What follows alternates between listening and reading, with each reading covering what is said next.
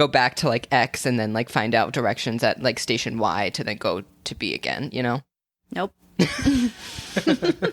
Sounds So easy too for complicated. you. So what you're saying is it's hard to get a visa and there's no Dunkins there. So like what the fuck are we doing? So what?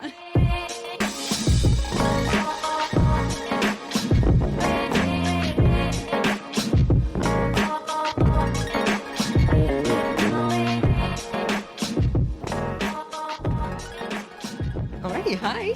Hey guys, welcome back to another episode of New to the City. Another one. And another one. That was good. No, thank you. Normally they come off very tacky. I think that one just came off slightly. You're getting so good. Oh my god, are you riding high from doing the outro? Oh my gosh, Last week? yeah. I'm so proud. Joey is growing. Yeah, grow. Just like, I think we just grow as people, you know? You know, that scene is always relevant. Always. What are we drinking today? Oh my god, good question. Well, it's the day. And as much as I enjoy a good day drink. You know, I was pretty sure that you were going to like slip some Baileys in my coffee. A little disappointed that you didn't. A little disappointed, yeah. But that's okay. We're drinking, I'm drinking Dunkins because I'm a... Yeah, I don't know what you're going to do without your dunks when you go to the UK. They don't have Dunkins there? No. Hang it up. Call the whole thing off. Shut it down. Fuck this place. They have Chipotle though. They do. So it's fine. Oh, I'm going to have to really concentrate on not jingling my ice around. I just did that and I was like, oh, Whoops. Yep, no, that's not good. We're drinking iced coffees. Yes. That's what we're drinking. The long way around. Yes, we're drinking iced coffees. One thing that I really enjoyed about the two of us is that secretly we had the same iced coffee order. Yes, of But course. I drink mine with almond milk and you drink yours black. Yes, correct. And it's pumpkin swirl. Yes. Because we're, again, Basic. ist. You know what? That's okay. I'm born in October, so like I feel like it was only fate. Fair enough. You know? So, tell How are me, you? how are you? I'm good. I got a text from, you might know him, your husband Jacob. Yes. And he sent me a picture of the key that he picked up from my apartment. And I'm so excited. So update for if anybody listened to the other episode about finding roommates and they found out that I got a place to live and they were like, DeShane, it's a scam. Because fair. I have a key now, so... It's concrete. It's It solid. is. It's there. Yeah. That's so exciting. I know he messaged me and he was like, I went and picked up her key. I was like, oh my God, she's going to be so excited. So excited. And I asked him how long the walk was because he walked back to your place after and he was like, it was pretty long. It was like 40 minutes. That's nothing. No. I mean, granted, he can barely walk as it is right now because of his knee. That's fair. So it's really like 20. Yeah, no, it is. I've walked there before. I've walked like to that area before. It's so easy. And it's really gorgeous. It's such a nice walk. Like, because you go over 2 bridges. Mm-hmm. It's just really nice. It really is. What is it? Like Google Earth? Street viewed it? Google Earth. I virtually strolled down, like I looked at my house. Yeah. Yeah. Oh my gosh. Okay. So exciting. Any update about any jobs or anything? Nope. Oh, good. Well, I told you about how I had to take another test. Another one of those tests. And I got an email because basically like I apply, but the application process is open for like 2 to 3 weeks. So like I just don't hear anything until after it closes. And then you find out if you got shortlisted. So, I mean, it's good news that I keep getting asked to do these dumb fucking tests, but who knows if I'm failing them or not. It'd be good to actually know how you do on them. Listen, if I'm an idiot, I would really love to find out. Just let me know. Maybe there's something they're not telling you. Maybe There's something they're not telling us. Oh, wow. So, yeah, we have reached out to a lawyer, and a lawyer has not reached out back to us. So this is getting frustrating. So does it have anything to do with like the tier 3, like in London kind of things? I don't know. Shutting down? Because they were okay to get back to us in the beginning. They got back, they called, they emailed, and then as soon as like we sent an email out being like, okay, great, we're going to give you money now, it stopped. Usually it's the opposite. Right? That's what you would think. So it's getting increasingly more frustrating. That is frustrating. I'm just trying to keep the calm, know that like it's going to happen, You should post that you're looking for an immigration lawyer on one of those, like Americans in London. The Americans in London Facebook groups. Yeah. Jacob says that he has other lawyers that he has lined up that he's going to reach out to. Wow, he is just like a black market of contacts, that man. His little black book of lawyers. So it's, I'm trying to not get frustrated with it. I think that like it proves that the immigration process isn't as straightforward as it looks on the website, and that it's not like an A to B. It's like an A to B to then like turn around and hit Z to and A, then go back to like X and then like find out directions at like station Y to then go to B again, you know? Nope. Sounds so too easy complicated. for you. So what you're saying is it's hard to get a visa and there's no Dunkins there. So like what the fuck are we doing? So what? Yeah, it's obviously like I want my visa, and like being away from Jacob is just shitty, and I want to make that as little as possible. But like also there's still no sense of permanence for me. And there's still, even in my job, I know that I'm leaving, and even like here I know that I'm leaving, and there's like all these things that I want to do and want to start, like getting a job. I want to start applying for jobs, but until I know the day that I'm leaving, I can't start applying for jobs. Which is it's all very frustrating, and very up and down. And there's like days where I'm very frustrated and very sad, and then there's days where I'm like, okay, great, like we're on our way, and it's a roller coaster of emotion For sure. And I didn't think that the process was going to be easy in any sense, but I also didn't. I don't know. Maybe it was just naive of me to think that it was just going to be so easy. Because you know that you're in like a committed and honest and real relationship, so like. Yes. But then it's just, I was talking to my mom about it, and it was like, I literally have to prove that I love my husband. And I just don't understand why 90 Day Fiancé makes it look so easy. You know what? It's very misleading. One guy met a woman online, went on a cruise ship because it was stopping in where she was from for one day, and then proposed to her the first time he met her on that day. And then suddenly she was in America. Yeah. I'm led to believe that is very false. There has to be some play of like lawyers within like the actual show that get them there. There has to be. I guess you're right. Yeah, that makes sense. I couldn't imagine. Reality TV's not real? Reality. So it's, anyways. So we're gonna get there. We're working hard to make sure that we get what we need. But yeah. Any updates on health situation? No, I have a doctor's call tomorrow. Oh, okay. Actually, I thought it was an appointment, and I'm working tomorrow, and I called, and I was like, I can't make it. I got a text.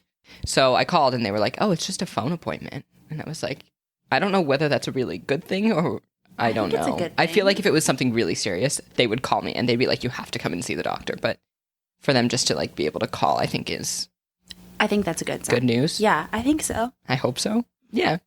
Oh my God, I had to tell you this. Okay, so like I only have 2 weeks left in the country, actually 13 days. And I was texting, I think I was voice noting you like the other day, and I was like, low-key, like freaking out.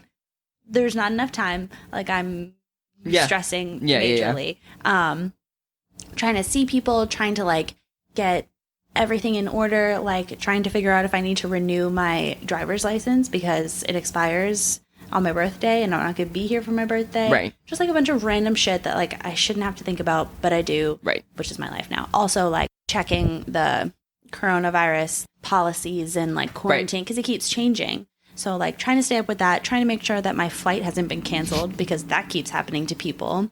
So yeah, I'm stressed. Yes. But also like I want to make sure that I take the time to like hang out with my mom and like see people that I want to see within reason. Like because of everything going on, I'm definitely not going to be able to see the majority of people before I leave. But whatever, it's not forever.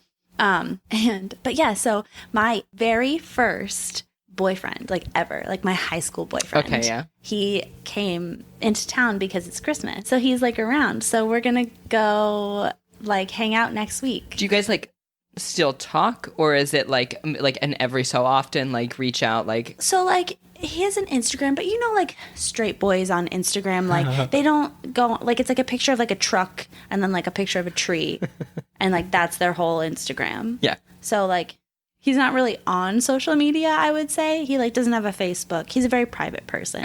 Yeah. Probably would not appreciate me talking about him, but whatever. It's okay if he doesn't have social media, he doesn't know this even exists. Yeah, true. Good point. But yeah, so we don't keep in touch. Really, but yeah, I'm excited to like see him because high school, like probably when did I date him? Like 12 years ago. Yeah.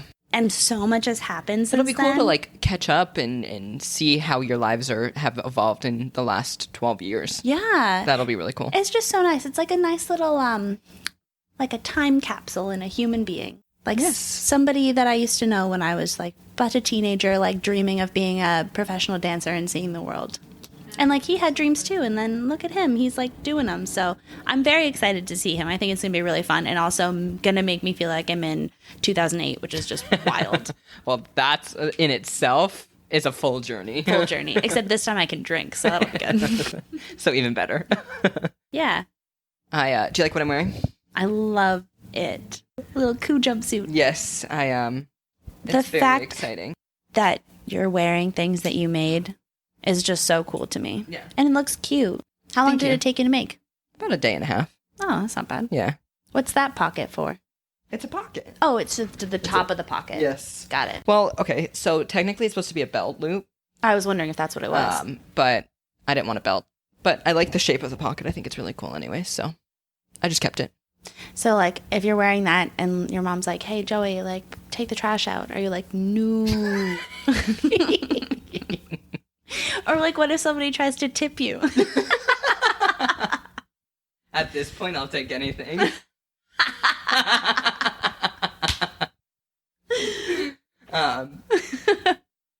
Very proud. Yeah, I'm a fan. Yes. Put it in your portfolio for school. That's another thing.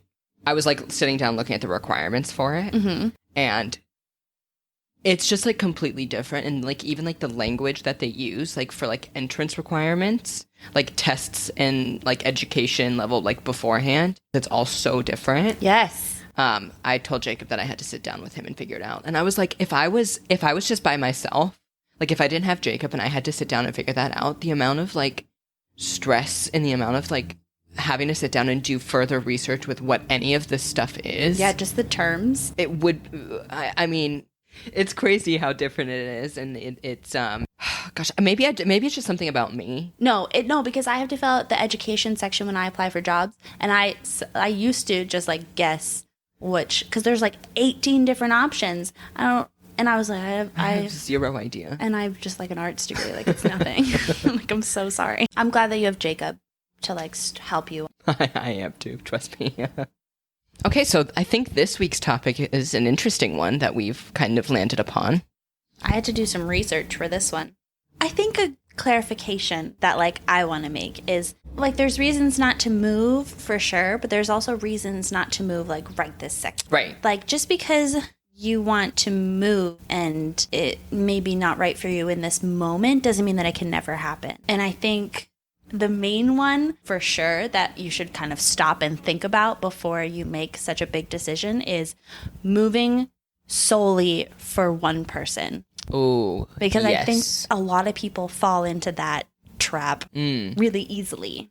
And I think, like, in your defense, you're moving, but you're fucking married. Yeah. And also, you love London. Yes. Like, it would be different if Jacob lived somewhere that you hated and you were only moving for him with no, like, job prospects, right, ambition. You, like, hated whatever where it and was. And just enjoying your life. Yeah. Like, that's a very good point. Like, I think if you're married, and you're happily married, that's one thing. But yeah, I agree. Like, I think a lot of the times, I think especially with us working on ships, you heard a lot about like either people, and I'm going to relate it to like people going to a ship that they don't want to go to, or people like requesting things that they don't necessarily want to do for one person. And then they end up hating it and end up like regretting everything when they were on a path that they maybe enjoyed more beforehand. Yes. And it's like deciding whether or not, first of all, that this relationship in the long term gonna last. And I think also evaluating kind of the worst scenario of if it doesn't, am I still gonna enjoy my life in the place that I'm going to be at without that person. Right. Because I think, as humans, we're so multifaceted. And just because you love someone doesn't mean that they're going to be your entire life. And so you could be in a really healthy relationship and love that person. But if you're not fulfilled in other ways, it's going to affect your relationship with that one person. And for that reason, I feel like moving solely for one person is not something that you should do. Yes. I'm going to say that I think a person shouldn't be your whole life. Oh, yeah, I agree. Like, just no matter what. And as much as I love my husband and as much as he's everything to me, he's not my absolute and end all be all everything only thing. Right. Like you can exist as a human. We should be existing as human beings, as individuals who are choosing to spend their lives together, but still having your individual personalities and your individual personal traits. I think another big reason not to move at the moment is money. I think that's a big, I think for me, that's number one of reasons not to move. Like even in the process of applying for a visa costs so much, and so much is relative. So much to one person and so much to another are two different things. You're right. But you have to be prepared to spend thousands of dollars in order just to get to where you're going. And I mean, that's a big undertaking, especially if you don't have that you're not going to have a steady income right away. You know that before you even step foot on a plane, there's thousands of dollars to incur. Even my visa, which was so much easier to get than yours, I had to spend up front, the NHS for 2 years, like the application fee, like there was coin that I had to spend. And yeah, it's something that you absolutely have to spend time planning for, budgeting for, all that stuff. I couldn't agree more. And you have to know that you have to put aside a certain amount of money. Now, a certain amount of money can depend on where you're going to live, which you don't know right away. Right. What job you're going to have, which you don't know right away. Food.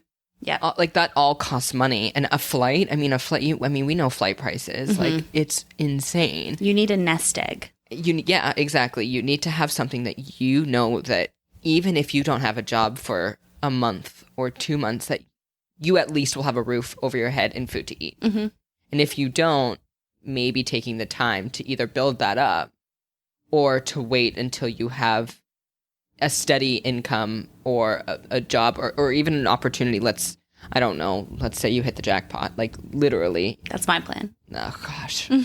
But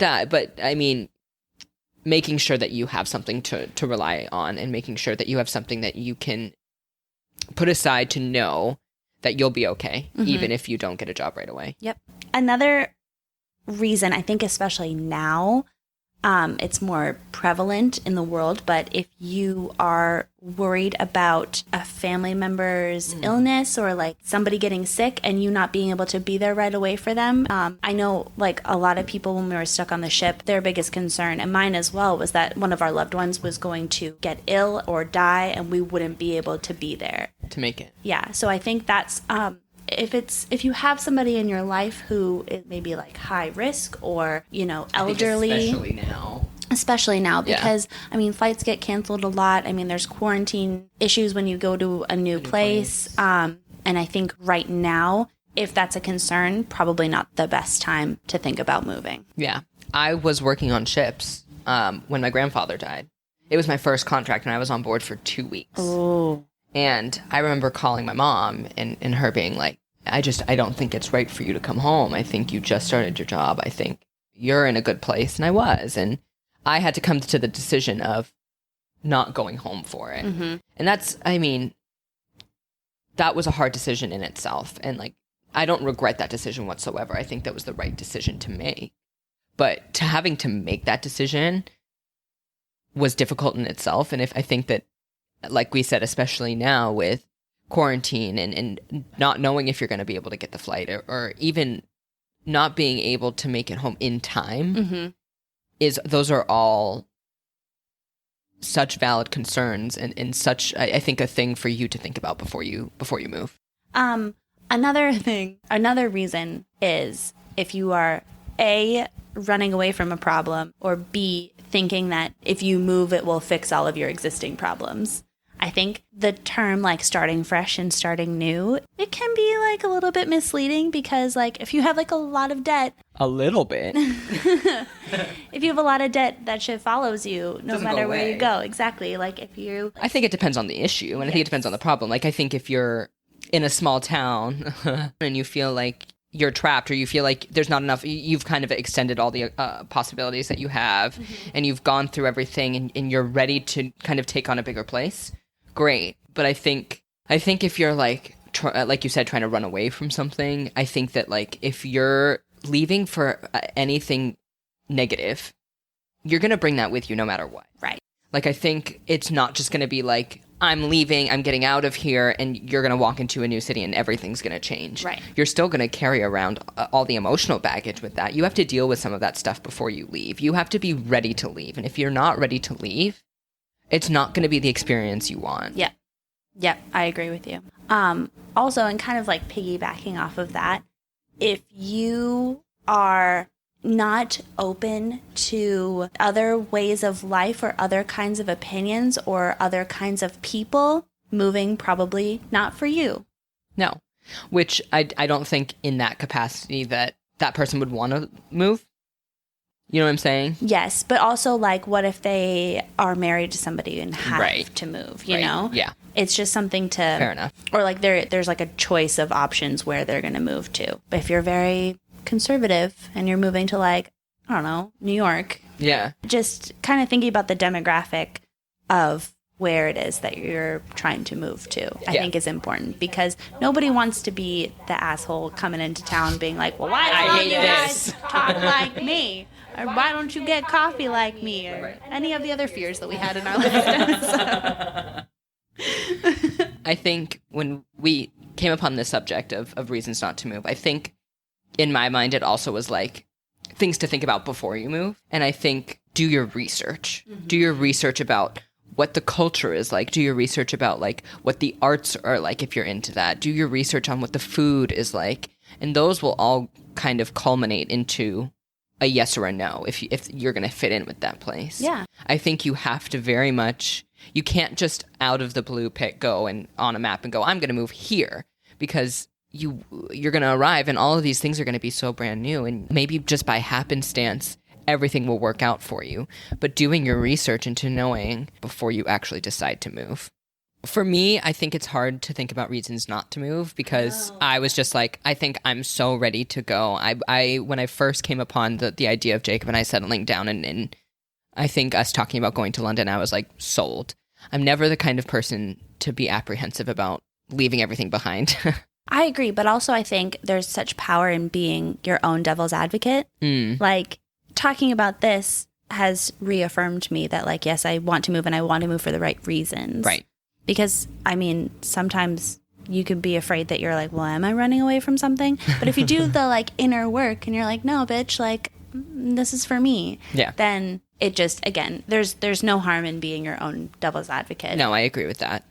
Like I said, I think it's just difficult because I'm so, like, ready to go. Jacob and I were talking about, like, moving to New York versus London. And oh, I didn't know that. No. Yeah. I had a few moments of, like, let's go to New York. But I'm also, like, the most fickle person ever. I'm a Libra. Like, I flip-flop back and forth all the time. I'm always weighing, like, all of my choices, all of my decisions. And I was freaking out that I wasn't going to the right place. Now, after a little bit of reaffirmation and Jacob going, no, we're doing the right thing, I was fine. But I think that as ready as I am to move to London, I think I always, like I said, I'm just the most fickle person ever. And I just sometimes need to just get out of my own head and be like, no, you're doing the right thing, you're going. But yeah, I was freaking out that I wasn't doing the right thing, or that I wasn't going to the right place, or we weren't going to have the right opportunities, or... I love that you were like, oh my God, London or New York? Let's move to New York. And Jacob was like, London? You said London, right? We're moving to London? Cute. Okay. Well, we had, like, already, like, looked at our places. We had already, like, I mean, we were already, like, basically, like, we're moving to London. We're settled down. And then me being like, oh, wait! And he was like, I can't hear you over the sound of London?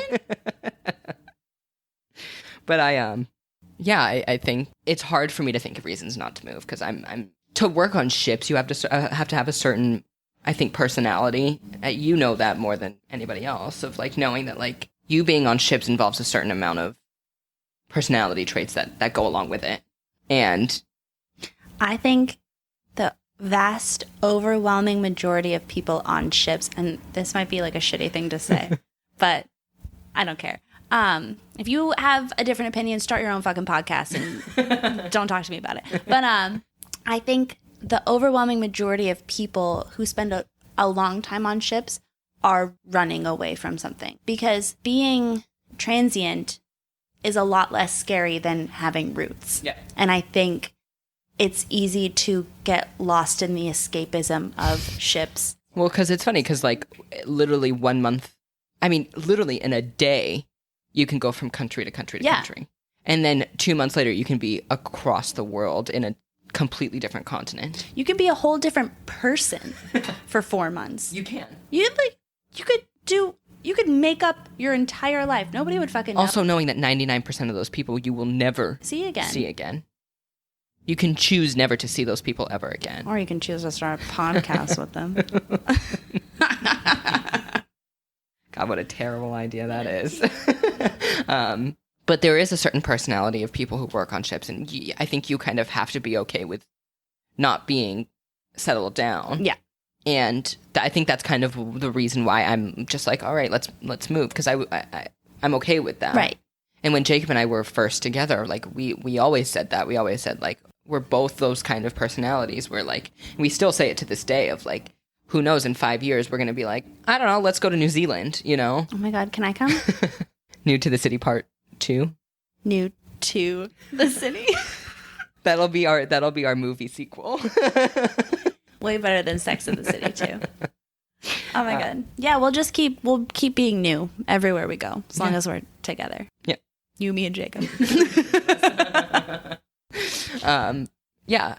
So I think personally for me, I don't really have a reason not to move. Honestly, I think the only thing is like my family. Yeah. Of course, I'm gonna miss them, and of course, it's hard moving away from them. But I always now say that like it's so much easier for my mom, like you said, to just book a flight and to come, or for my sister to come and book a flight.